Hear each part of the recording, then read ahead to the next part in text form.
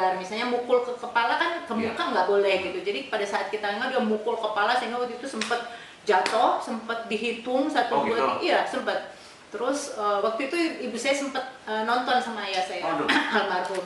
Dari situlah akhirnya nggak mau nonton lagi, katanya ngeri banget.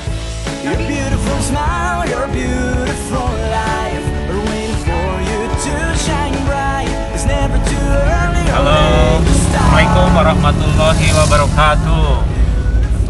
Matahari sudah menyapa kita, menghangatkan tubuh kita, membuat imun tubuh kita lebih kuat di saat pandemi ini. Nah, hari ini tanggal 18 Juni 2021, hari Jumat, kita akan berkunjung ke legenda taekwondo nasional yang juga merupakan pengusaha nasional di bidang kuliner. Beliau rumahnya di Taman Sari Bukit Bandung, dan saya bakal beliau dan semuanya kita kupas, bahas sampai ke akar-akarnya. Oke, sambal. For you to shine bright, it's never too early or late to start, to rise up and shine. Your beautiful smile, your beautiful life, are waiting for you to shine bright. It's never too early or late to start, to rise up and shine. With every morning comes a new chance to start over. Every day is a treasure. Live in the present cause that's all you got. Each second is a blessing. Yang mana pada hari ini saya sudah berada di depan rumah. Kita masuk aja, mudah-mudahan yang bersangkutan ada. Each second is a blessing. Go ahead and keep your chin up. I think you are beautiful. Go ahead and keep your chin up. Kemana ya? Sibuk kan? Your beautiful smile, your beautiful life, are waiting for you to shine bright. It's never too early or late to start, to rise up and shine. Your beautiful smile, your beautiful life, are waiting for you to shine bright. It's never too early or late.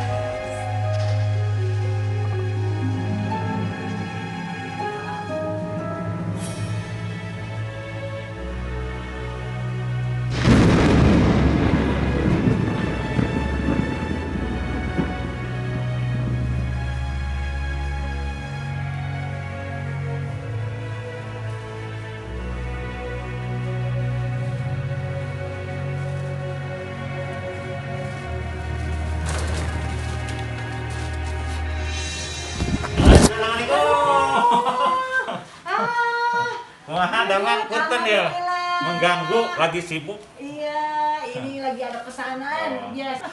Ayo, mangga. Jangan dulu, pengen tahu nih lagi sibuk apa. Ini biasa kalau misalnya pagi dari mulai subuh itu udah ada pesanan. Bahkan kita drop ke beberapa toko kue di Bandung.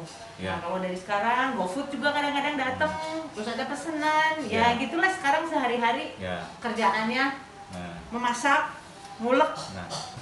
nah kita pengen tahu nih sepak terjang dunia kuliner seperti apa, terus kemudian usahanya seperti apa. Nah, kita ngobrol-ngobrol, mungkin kira-kira di mana nih?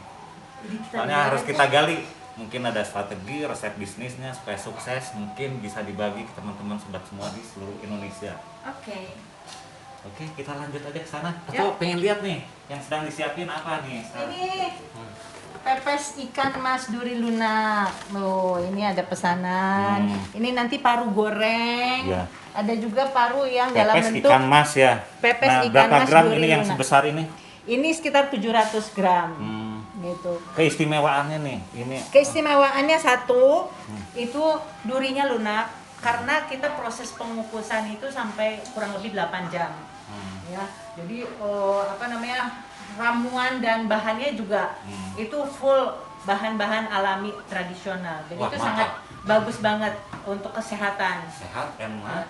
Dan satu lagi, ini di dalamnya itu ada telur ikannya. Tuh. Gitu. Jadi biasanya orang kaget, wah ini ikannya bertelur, ada telurnya di dalam. Ya memang kita bikin seperti itu biar Wajib semua mencoba buat yang belum Iya. nih. Nah, buat pepes itu terkenal unik ya, keistimewaannya masaknya lama dan sebagainya, mungkin bisa dijelasin Memang untuk bikin pepes ikan itu membutuhkan proses yang cukup panjang.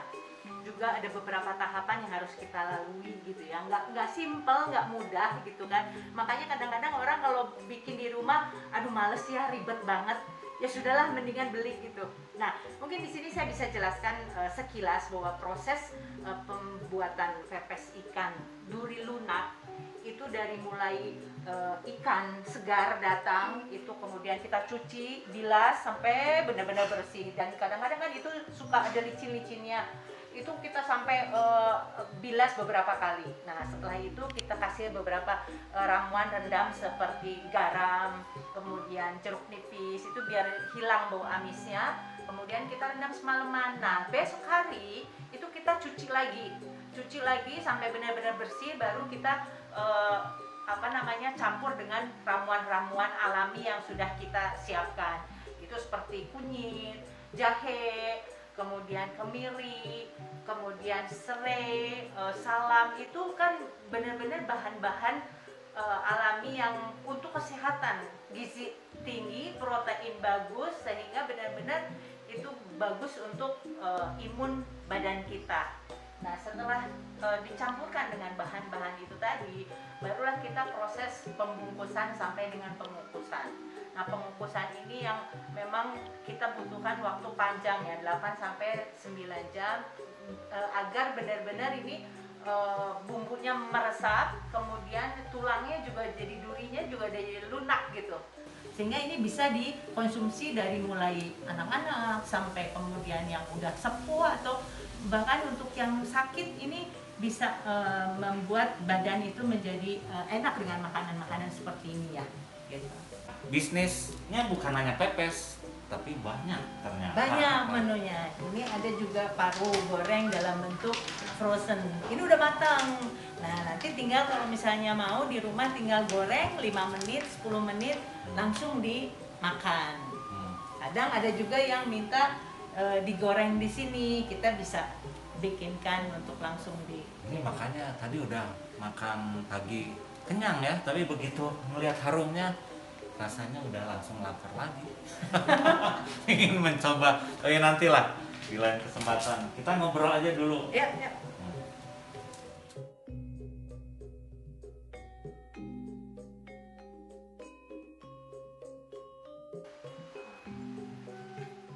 Assalamualaikum warahmatullahi wabarakatuh.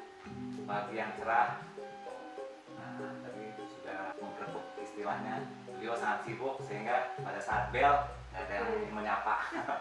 Nah, jadi kami di acara Carpen, Carita Pensiunan, yang akan mengeksplor, mencari insight yang terdalam, terbanyak seputar dunia pensiunan. Yang kebetulan rasanya sih seperti salah alamat, karena yang saya kunjungi ini terlihat belum sebagai pensiunan gitu.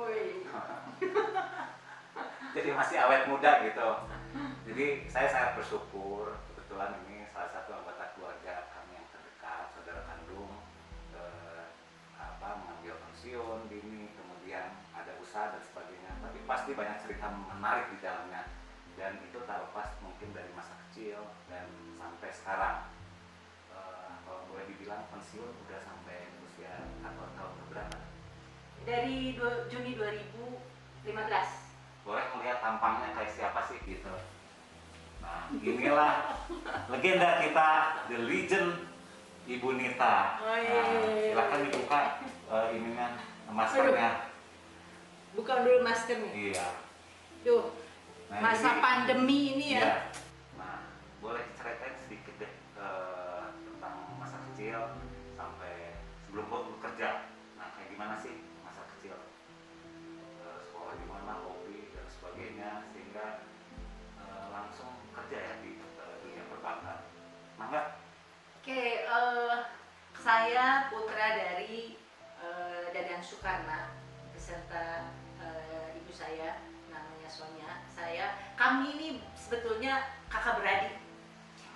Saya adalah putra kelima, bungsu dari orang tua saya. Kemudian ini kakak saya ini pengais bungsu sebelumnya, jadi cuma selisih sedikit lah.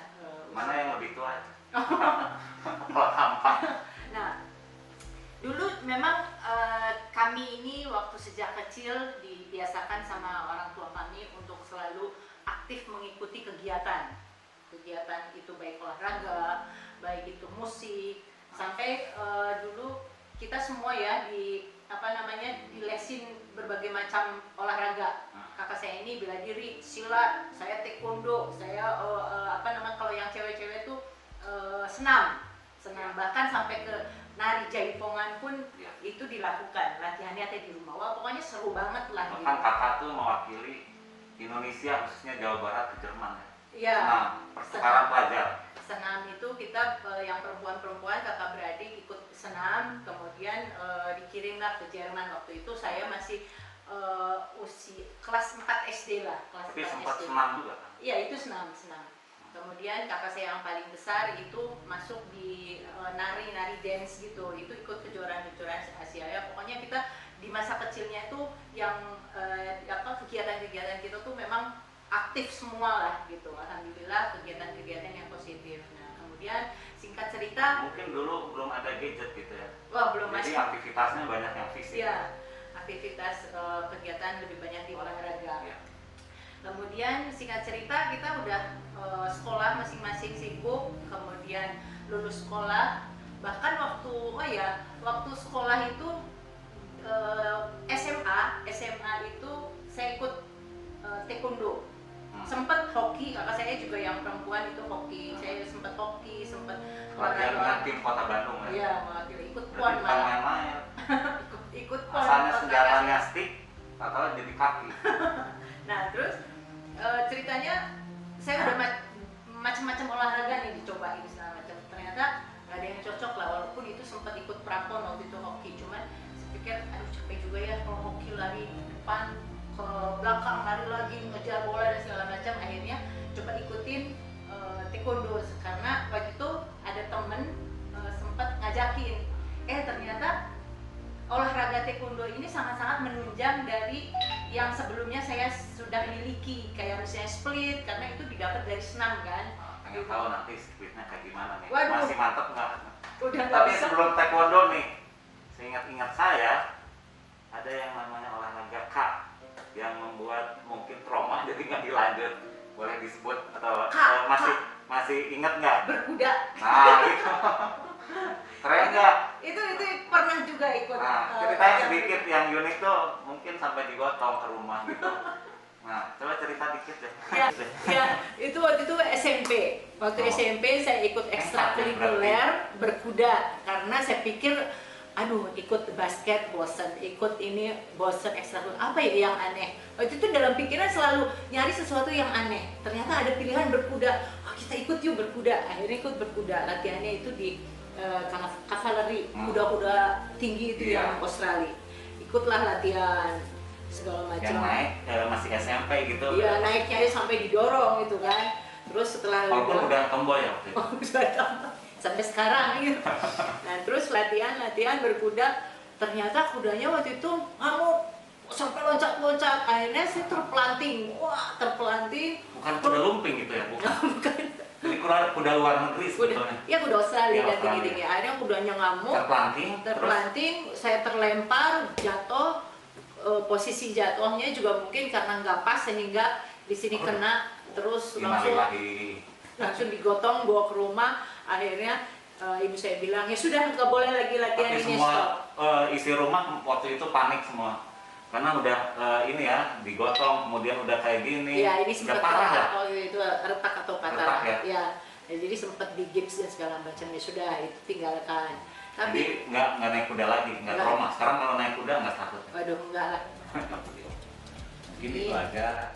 Mudah-mudahan para cucu, anak kita semua, dan mungkin masyarakat luas bisa mengambil hikmah dari pembicaraan ini. Atau kalau ada yang kurang berkenan, kurang tepat, ya diambil. Ya mudah-mudahan nanti akan punya bisnis-bisnis halal yang lain. Alhamdulillah. Atasnya itu dulunya tuh